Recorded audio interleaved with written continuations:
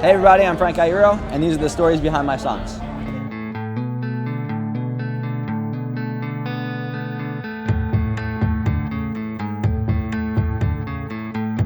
That song's about a relationship. Basically, early on when I first met my wife, like I was very, very sure that I loved her. Like it was definitely like a love at first sight type thing, and that's why I know that that's true because I experienced it. To be young and to meet someone and be very serious about them, and also at that point to be on tour constantly, things arise and you kind of, your paths sometimes shift like this. They don't always just fit together perfectly, and that song is a lot about how all this stuff is happening. We need to go and kind of experience life first before we can be together. But I know that you are what I want, and I don't care if it's if I have nothing else. That I would be fine if I just have you. Joyriding is about actually it stems back to my wife again, but later in life.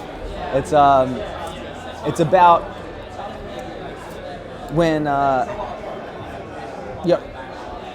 older we get, we think we have things figured out, maybe professionally, or just all right, this is going to be my life, these are the things that I'm going to do, and this is the trajectory.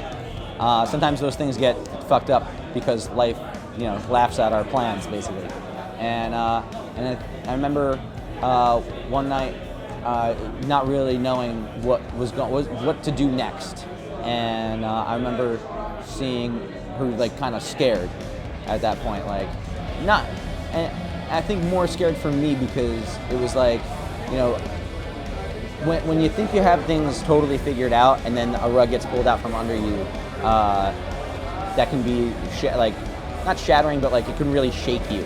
And I think that night, after discussing what the future held for me, just in doing things, I didn't know if I wanted to do music anymore. I just kind of wanted to I don't know. I had this dream of being a mailman, and I was kind of just spouting stuff, I think I'm just gonna, I don't know, maybe I'm just gonna quit music and maybe I'll deliver mail, and then also maybe I'll write a book, and she was just oh fuck, what is wrong? Oh man, whatever you want, I got your back, but I'm really fucking scared right now. So it was that night, and then I remember having that conversation with her, and all those feelings of projecting her fears.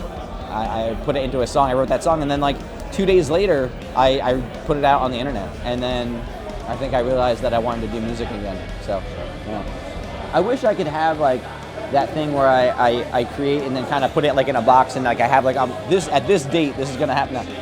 For me, it's always just been I've always just written, and whether I knew what I was writing for or not, it didn't matter. I probably had more confidence in stuff that I knew there was this time around. Say, all right, for Stomachaches, I was just writing songs because I just was writing songs, and I had no idea what was going to happen with it. And then it came out, and then I knew that I was going to write a follow-up. So that was really exciting for me because I knew that there was an outlet, a specific outlet for it.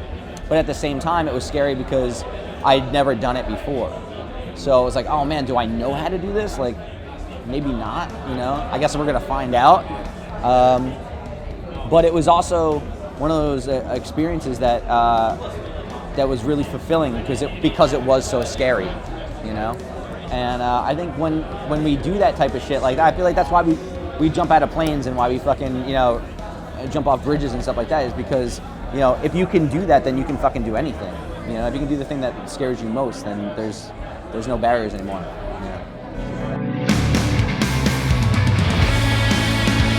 I'm a Mess kind of stemmed from I was first starting to do solo work, and I'd wrote maybe 2 or 3 songs at that point, and a couple of friends of mine were putting on some benefit shows and asked if I would get up and do some stuff, and I was I only have 2 songs, and they're oh, that's fine.